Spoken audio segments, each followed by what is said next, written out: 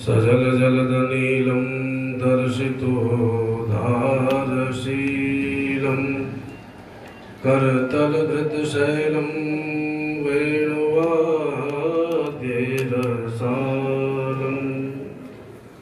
ब्रजजनकुलपालं कामिनी केलिलोलं तरुणतुलसीमालं नौमि गोपालबालम्।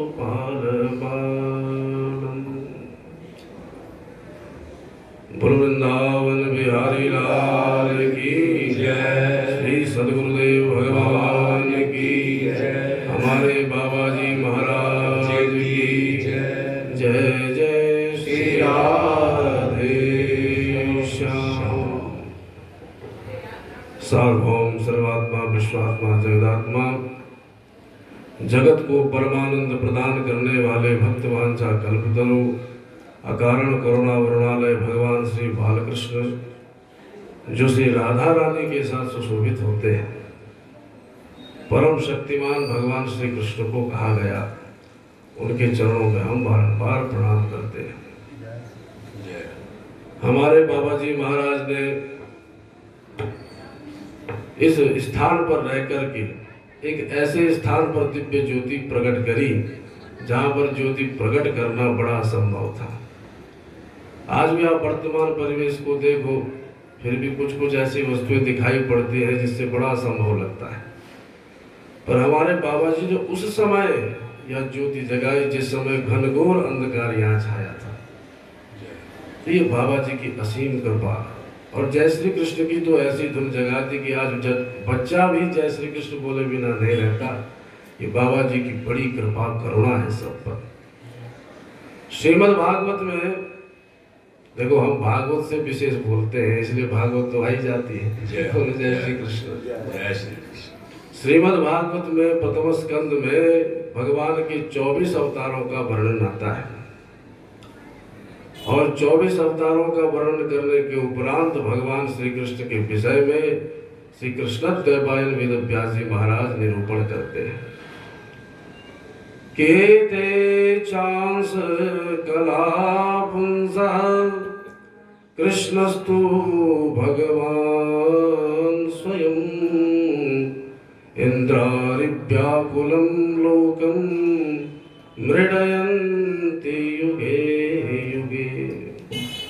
जब जब धर्म पर अधर्म का वर्चस्व बढ़ जाता है तब तब भगवान अवतरित होते हैं। यहाँ पर इंद्रारि व्याकुलम लोकम अर्थात इंद्र की रक्षा करने के लिए, तो यहाँ पर मात्र इंद्र के लिए नहीं कहा गया, इंद्र त्रिलोकाधिपति है, धर्म की रक्षा के लिए उनको नियुक्त किया गया है। इसलिए यहाँ पर यही अभिप्राय है कि धर्म की रक्षा के लिए भगवान अवतरित होते हैं। तो साक्षात भगवान है श्री कृष्ण। लेकिन जब महात्म्य में भगवान श्री कृष्ण का वंदन करने लगे वेद व्यास जी, तो निरूपण करते हैं। ये प्रसिद्ध श्लोक है तो सबको आता ही है। सच्चिदानंद रूपाय विश्वोत्पत्त्यादि हेतवे तापत्रय विनाशाय श्री कृष्णाय वयं नमः। जो भगवान सच्चिद आनंद घन है, विश्व का सृजन पालन संग्रहण करने वाले हैं, त्रिविध तापों का जो विध्वंस कर देते हैं, ऐसे उन भगवान को हम प्रणाम करते हैं। बोलो श्री कृष्ण चंद्र भगवान की जय। अब यहाँ पर प्रणाम किया गया श्री कृष्ण को, पर श्री कृष्ण नाम तो रखा नहीं था गर्गाचार्य जी ने। जब गर्गाचार्य महामुनि गोकुल पहुंचे और नंद बाबा ने बड़ा भव्य स्वागत किया बाबा का, तो बोले तुम्हारे बच्चों के नाम कहाँ है? बोले बाबा हमने अभी तक नाम ही नहीं रखा। तो फिर नामकरण किया गर्गाचार्य जी महाराज ने गौशाला में जाकर। किया सन वर्णाश्रयो यस्य गृणतो नुयुगं तनु शुक्लो रक्तस्तथा पीतवर्णो इदानीं कृष्णतां गतः। अनेक बार इनके अवतार हुए हैं। कभी ये पीत वर्ण बन करके आए, प्रतप्त जामे करचंड लोचनम। भगवान नृसिंह का अवतार कैसा है? बोले पीत वर्ण का। बराह रूप में आए तो रक्त वर्ण के, हंस रूप में आए तो श्वेत रूप धारण करके। पर अब की बार कृष्णताम गतः, काले बन करके आए, सो इनको नाम हम कृष्ण रखे। सो भगवान का नाम रख दिया कृष्ण। लेकिन इस महात्मा के प्रथम श्लोक में तो कृष्णाय वयम नहीं, श्री कृष्णाय वयम नमः, श्री कृष्ण को प्रणाम करते हैं। श्री कृष्ण मतलब श्री राधा रानी, और कृष्ण मतलब भगवान श्री कृष्ण। तो अभिप्राय यह है कि श्री मात्र कृष्ण को प्रणाम करने से कार्य नहीं होने वाला, या परम तत्व का ज्ञान होने वाला नहीं है। जब तक श्री जी के साथ प्रणाम प्रभु को नहीं करोगे, तब तक परम तत्व को जान ही नहीं पाओगे। इसलिए श्री राधा रानी के सहित श्री कृष्ण को प्रणाम किया गया। श्री कृष्णाय वयम नमः, अथवा राधा कृष्णाय वयम नमः। तो शक्ति की बड़ी महिमा है। बिना शक्ति के शक्तिमान का अस्तित्व नहीं। और देखो, ये अभिन्नात्मक तत्व है। शक्तिमान से शक्ति जुड़ी है, और शक्ति शक्तिमान से जुड़ी है, शक्तिमान शक्ति से जुड़े हैं। इसीलिए राधा और श्री कृष्ण में कोई भेद नहीं है। यह कृष्ण सा भी राधा च, या राधा कृष्ण एव च, एकम ज्योतिर्द्विधा भिन्नम राधा माधव रूपकम। ये दिखने में दो हैं, पर वस्तुतः ये एक ही है। तो जैसे श्री राधा कृष्ण अभिन्न स्वरूप में है, ऐसे ही शिवा और शिव भी अभिन्न रूप में है। इस शक्ति पीठ में, सिद्ध पीठ में माँ महाकाली की विशेष पूजा होती है। और देखो, संत सम्मेलन, विद्वत सम्मेलन, ये सब तो सभी ने सुना ही होगा। हमारे अपने राम ने तो पहली बार शक्ति सम्मेलन सुना है। बोलो जय श्री कृष्ण। और हाजिरी भी हमारी प्रथम बार ही लग रही है। सो हम तो बाबा जी को देख के बोल रहे, वरना हमारा तो कुछ सामर्थ्य नहीं बाबा के सामने कुछ बोल सके, क्योंकि बाबा जी तो साक्षात विराजमान है। और बाबा जी के प्रवचन माला तो आप नित्य सुनते ही रहते हैं। ऐसा कोई तत्व नहीं जो बाबा ने छोड़ दिया, सब कुछ आपको प्रदान कर दिया। लेकिन फिर भी जो बाबा ने आपको पवाया है, उसी की प्रसादी हम पुनः वितरण कर रहे हैं। तो शक्ति और शक्तिमान अभिन्न रूप से विराजमान रहते हैं, और ये शक्ति सम्मेलन इस सिद्ध पीठ में प्रकट हुआ है। तो इस शक्ति सम्मेलन का उद्देश्य क्या है? मात्र सुनना ही उद्देश्य नहीं है। जो यहाँ से संत महात्मा सार रूप में, देखो समय जितना कम होगा तो उतना सार भी मिलेगा। अगर 3 घंटे की कथा होगी तो 3 घंटे तक प्रवचन भी चलेंगे, पर अगर जितना समय कम होगा तो फिर सार सबको देना पड़ता है। तो 20 मिनट में या 15 मिनट में सार रूप से आपको सभी संत महात्मा कुछ न कुछ प्रदान कर रहे हैं। तो उसको अपने बुद्धि में एकत्रित करके उसको जीवन में उतारना है, तभी कल्याण होगा। मात्र सुनने से कल्याण नहीं होगा, क्योंकि शुश्रूषा श्रवणम चैव ग्रहणम धारणम तथा वह अपोहार्थ विज्ञानम तत्वज्ञानम च धीगुणा।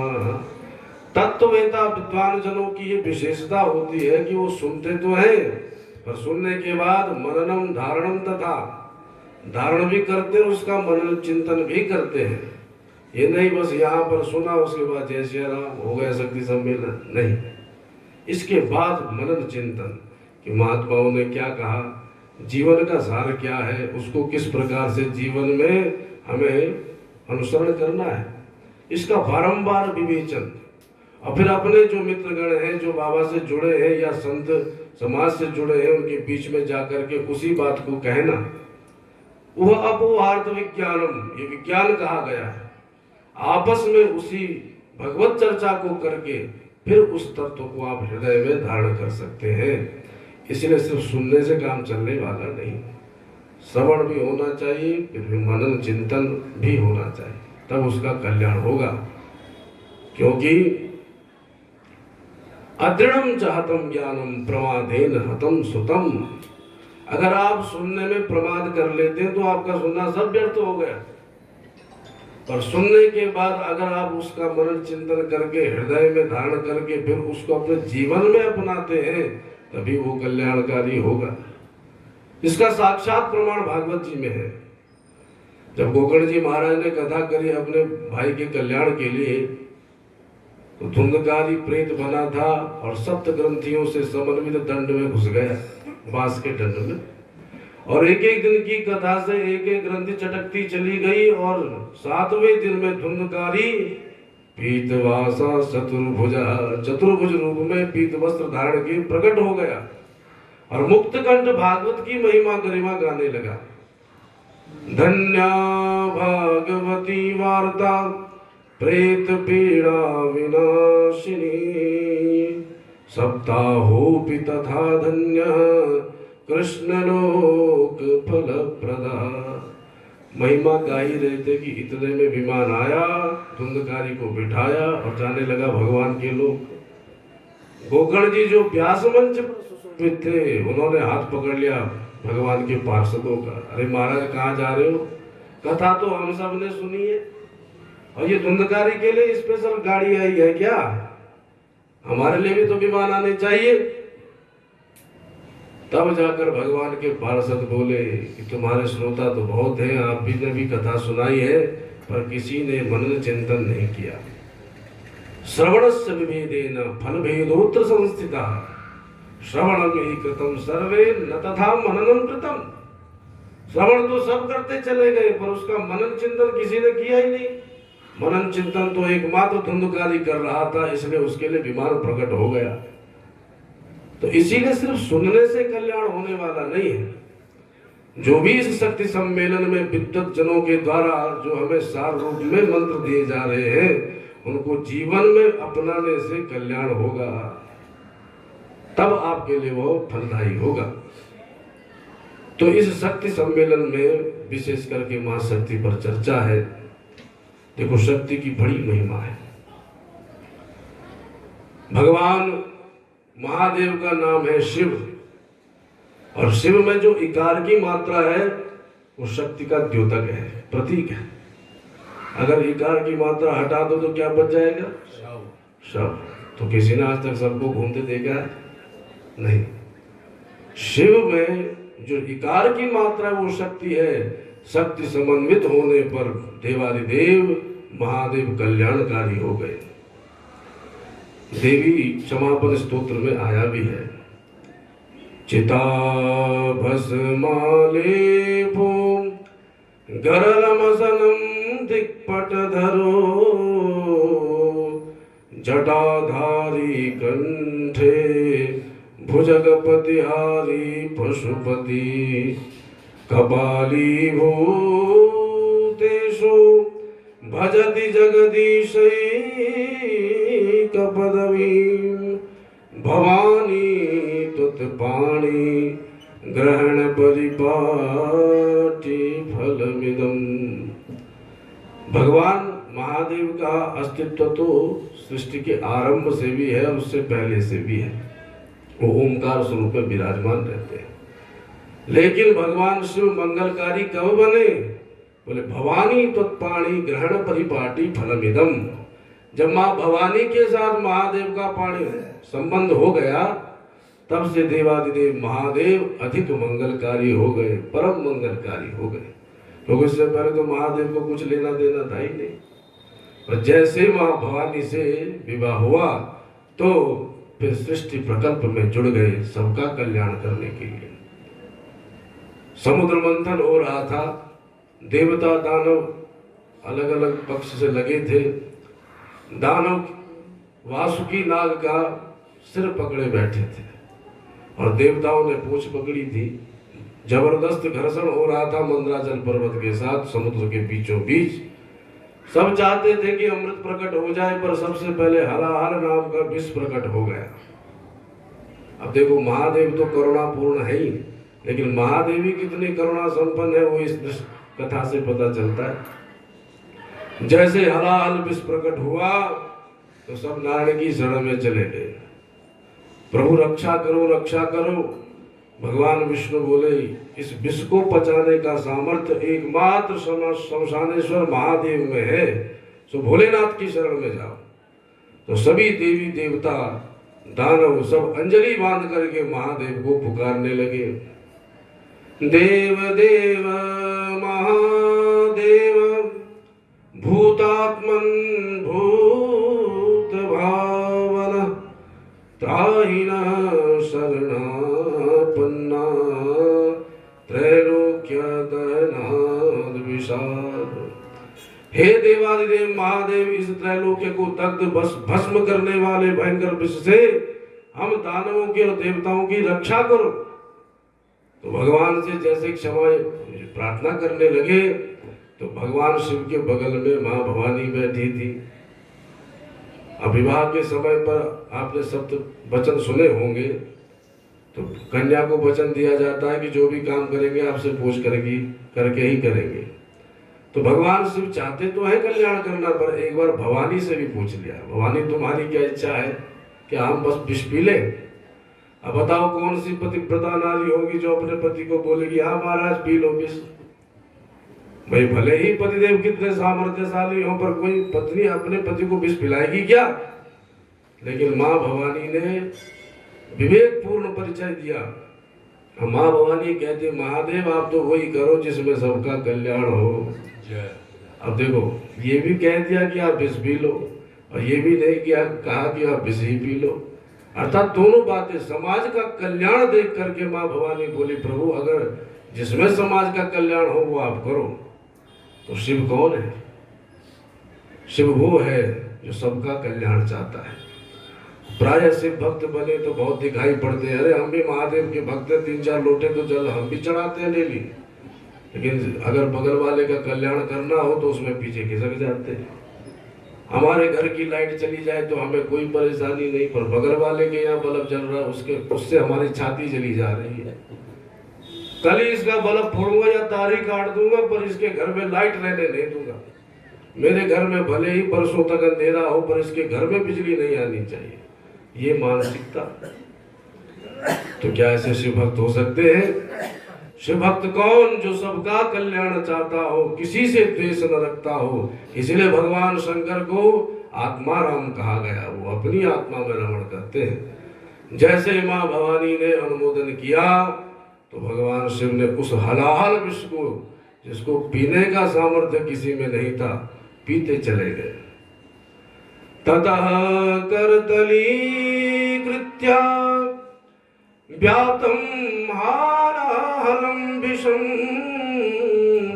अभक्षयन् महादेव कृपया भूत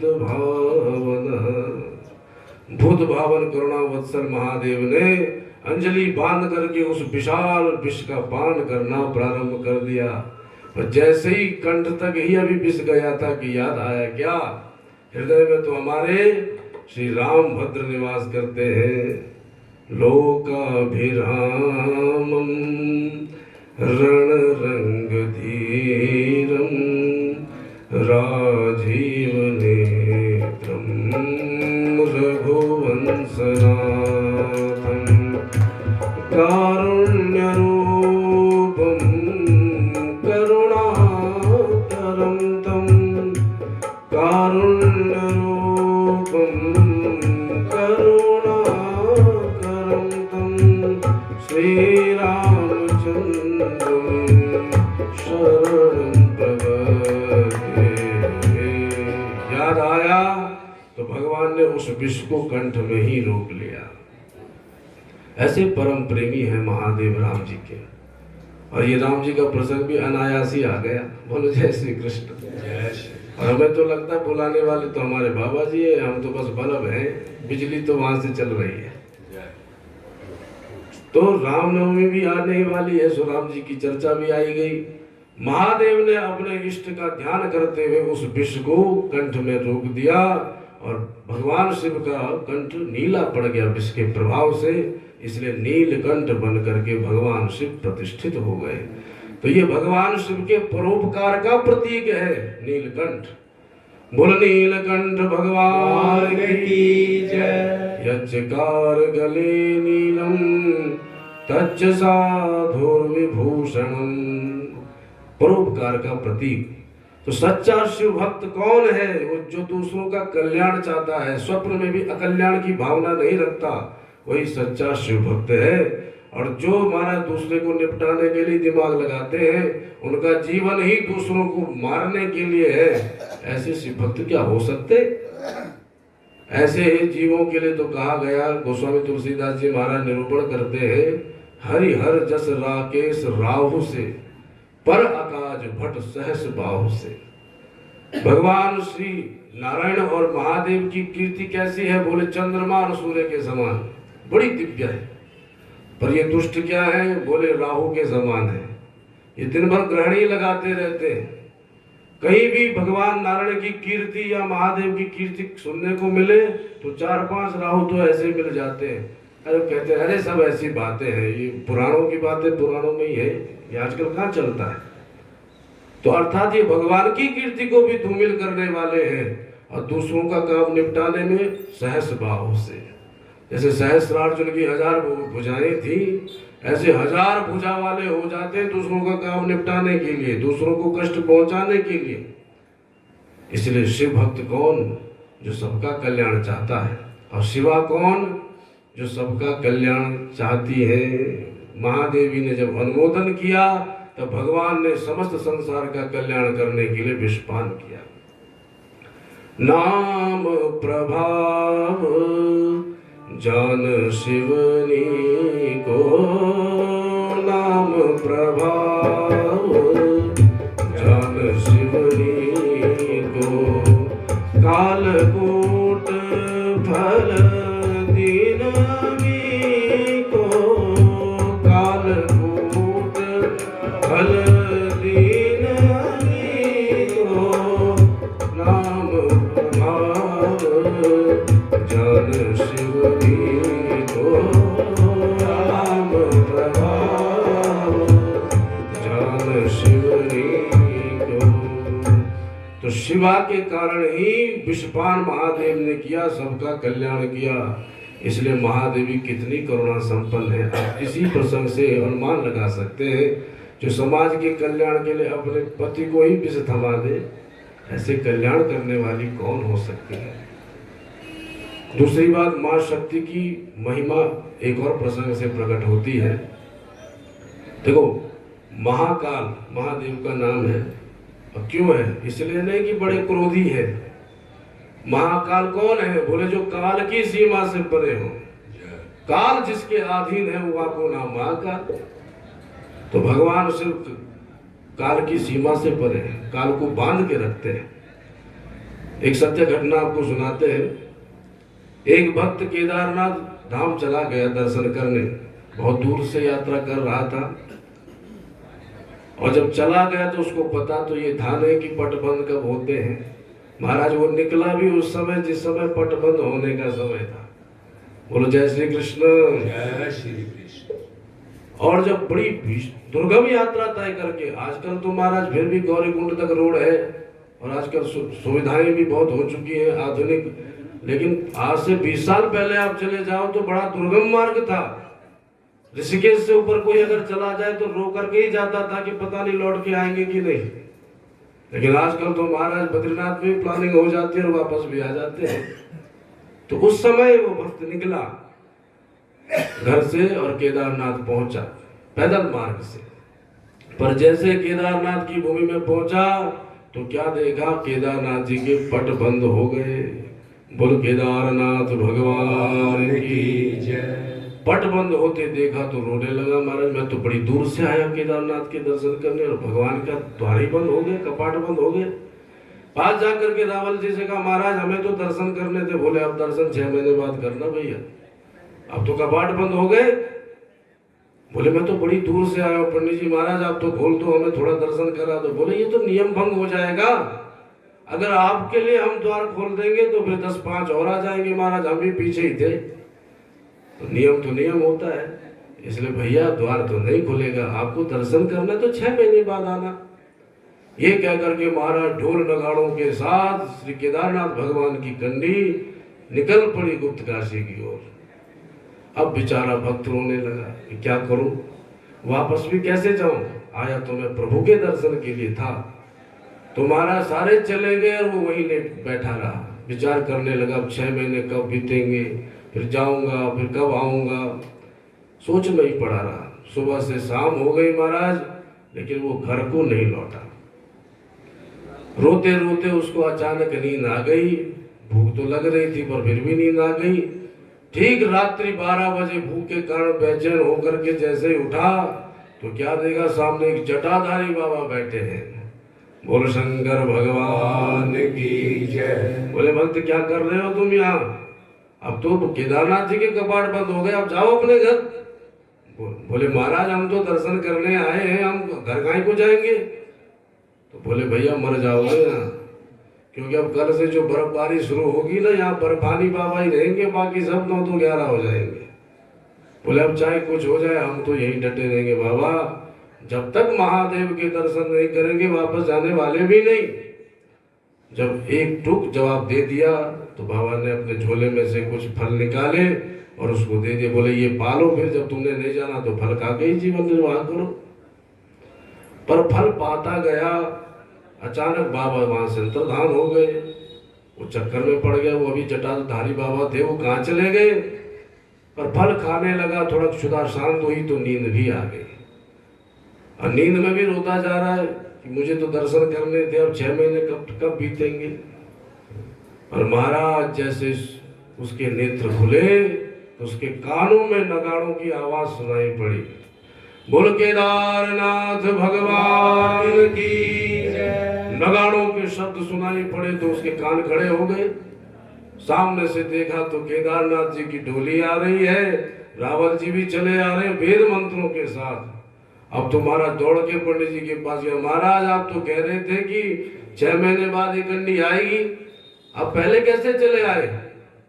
बोले पहले, बोले हाँ कल ही तो आप मिले थे, आप कह रहे थे 6 महीने बाद आना, हम यहीं रुके रहे, आप दूसरे दिन ही चले आए। तब रावल जी बोले अरे भैया हम तो 6 महीने बाद ही आ रहे हैं। बोलो जय श्री कृष्ण। जय श्री कृष्ण। मतलब बोले हम तो 6 महीने बाद आ रहे हैं, हम कल कहाँ मिले थे, हम तो 6 महीने पहले मिले थे। जहां ये सुना भक्त अवाक रह गया कि जो एक दिन था उसको 6 महीने में कौन बदल सकता है, ये साक्षात महादेव का ही प्रभाव है। तब मुक्त कंठ गदगद होकर के स्तुति करते हुए भगवान केदारनाथ के दर्शन किए। तो भगवान शिव कौन है, जो काल की सीमा से परे है, काल को भी अपने अधीन रखते हैं। अब बताओ जब महाकाल का ऐसा सामर्थ्य, तो महाकाली कौन है। अरे जब महाकाली को क्रोध आता है तो स्वयं महाकाल को लेट करके चरणों का पद प्रहार जब महाकाल पर होता है तब महाकाली का क्रोध शांत होता है। तो महाकाली का क्रोध शांत करने के लिए जब महाकाल को लेटना पड़ता है तो अब महाकाली का सामर्थ्य कौन वर्णन कर सकता है। इसीलिए देवी की स्तुति करते हुए मार्कंडेय महामुनि कहते हैं विद्या समस्तास्तव देवी भेदा स्त्रिया समस्ता सकला जगत्सु त्वयैकया पूरितमम्बये तत् काते स्तुतिस्तभ्य परा परोक्ति। हर एक स्त्री के गुण गणों का गायन करने पर दिमाग चारों खाने चित हो जाता है। रूप का वर्णन करे, आयु का वर्णन करे, चाल का वर्णन करे कि हाल का वर्णन करे। तो एक स्त्री के गुण गणों का गायन करने में महाराज बड़े कवि दिमाग से पैदल हो जाते हैं। तो जब महाकाली का वर्णन करोगे तो किसमें सामर्थ्य है, कोई उनके वर्णन गुणों का वर्णन नहीं कर सकता। इसीलिए मार्कंडेय जी कहते हैं काते स्तुति कौन कर सकता है, क्योंकि स्तुति से भी परे मां है। महाकाल शेष महेश गणेश दिनेश सुरेश जाहि निरंतर ध्यावे उस शक्ति की महिमा कौन वर्णन कर सकता है जब शक्तिमान को ही नहीं जान सकते हो। तो इसीलिए इस जो शक्ति सम्मेलन हो रहा है, इसमें सभी का विशेषकर एक प्रयास रहे, जो भी व्यास मंच से संत महापुरुष आपको प्रसाद रूप में सार गर्भित बातें बताएं, उसको आप जीवन में अपनाएं, तभी आपका जीवन धन्य हो सकता है। और हमारे बाबा जी की तो अनंत कृपा बरस ही रही है। आप सब तो बड़े भाग्यशाली हैं कि हमारे बाबा जी को प्रत्यक्ष देखें। और हम तो देखो भाग्यशाली तो हम भी मानेंगे अपने को कि हम आ चुके हैं, लेकिन देह से हम बाबा को न देख सके इसका तो हमें खेद रहता ही है। लेकिन फिर भी हमारे बाबा साक्षात विराजमान है, इसका अनुभव भी हमें पूर्ण होता है। इसलिए बाबा जी के चरणों में प्रणाम करें, अपनी वाणी को यहीं पर व्यास मंच में समर्पित करें। सभी के लिए बहुत बहुत शुभ आशीर्वाद, सबके लिए शुभ मंगल कामनाएं। ऐसे ही बाबा जी की कृपा आप सब पर बरसती रहे। बोल वृंदावन बिहारी लाल की जय।